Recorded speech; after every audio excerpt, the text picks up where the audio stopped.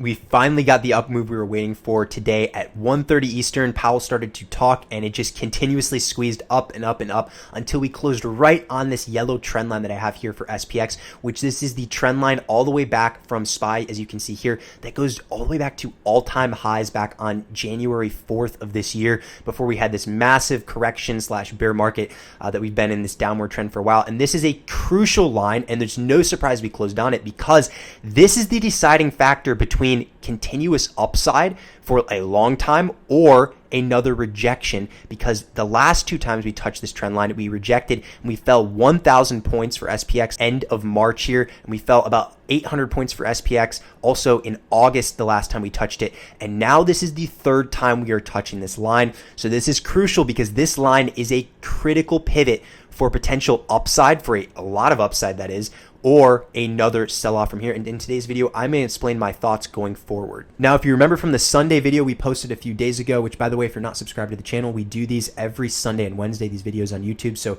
do subscribe below. It is free. I did mention in that video that I still have a bullish emphasis going forward, and we did actually have a slight pullback from when I made that video here. So 2 days where we had a little bit further into the red, especially the Monday that we had over here was quite red. At least we were down at negative 1.60%. However, today made up for it definitely, because we squeezed a ton, closed the day up over 3%, which is a ton for the S&P 500. And it certainly looks like it's not stopping anytime soon, just because of such a bullish daily candle that we had here. However, like I said earlier, we are right on this crucial trend line that we have here for SPY that started at all-time highs. So I'm very interested to see how price interacts between this 407 to roughly 415 range on SPY. Another thing I want to talk about here is the fact we are still above all of those large dark pool prints that we were seeing for the past month straight. If you remember, in the dark pool levels feature for Cheddar Flow, this entire month we had been seeing 1 billion plus prints every single day.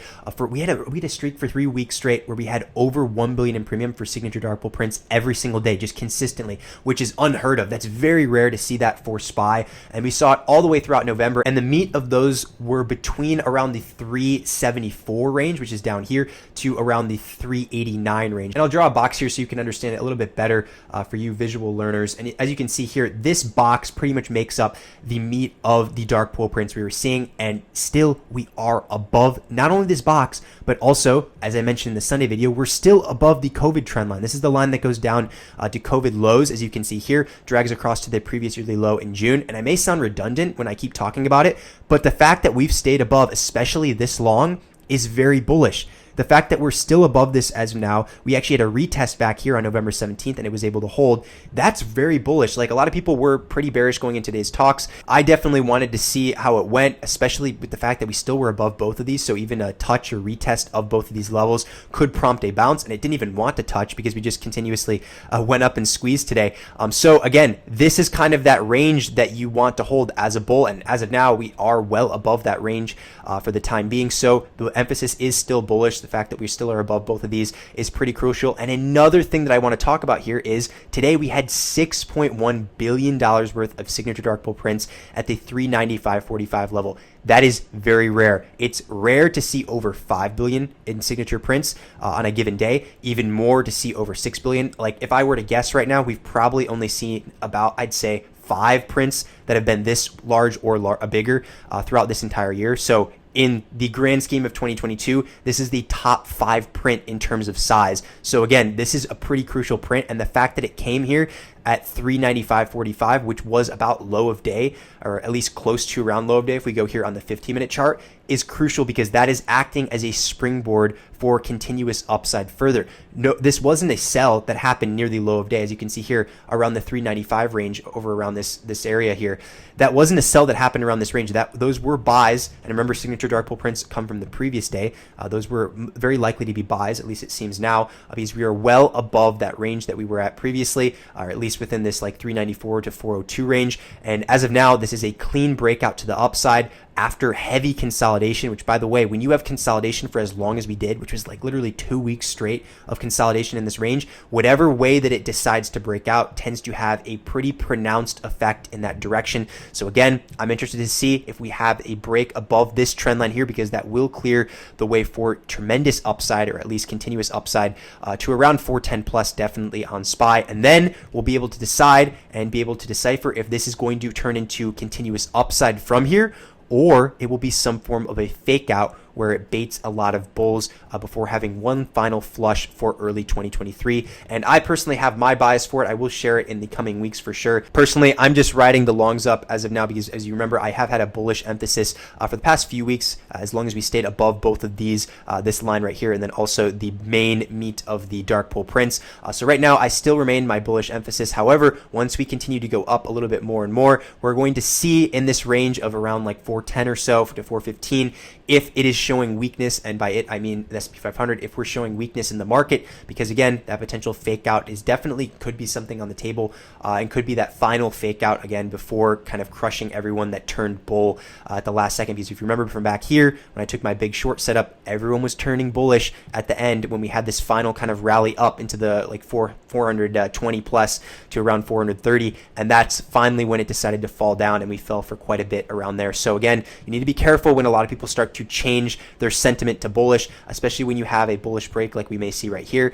So again, I will be monitoring how price is acting, especially going into the holiday season. As for the flow today, look at this here, guys. 60% call flow to 40% put flow if you filter for over $500,000 worth of premium. Again, if you remember back in August and September and even October, this was overwhelmingly put flow, and now the tide's kind of changing, or it has been for the past couple weeks if you've been watching our videos.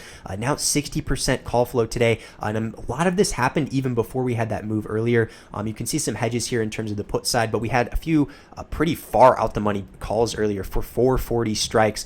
So those are up now, and they have a lot more to go. At least the person is assuming that the market will continue up a lot higher from its current price. But those were interesting to see before, and especially this one here that happened before the large move. We had a $1.1 million worth in premium for the 415 strike and 1216 expiration. This one is well over a double bagger, the whale that bought it, and this one appreciated a lot. I'm not even sure what it ended up at the end of the day, but I remember referencing this one in the middle of the day, and it was well over 100%, so probably around 200%. This one also was above the ask. This was a nice sign to see, especially after Powell started talking, especially early on when he was talking, because this gave some confirmation for potential upside.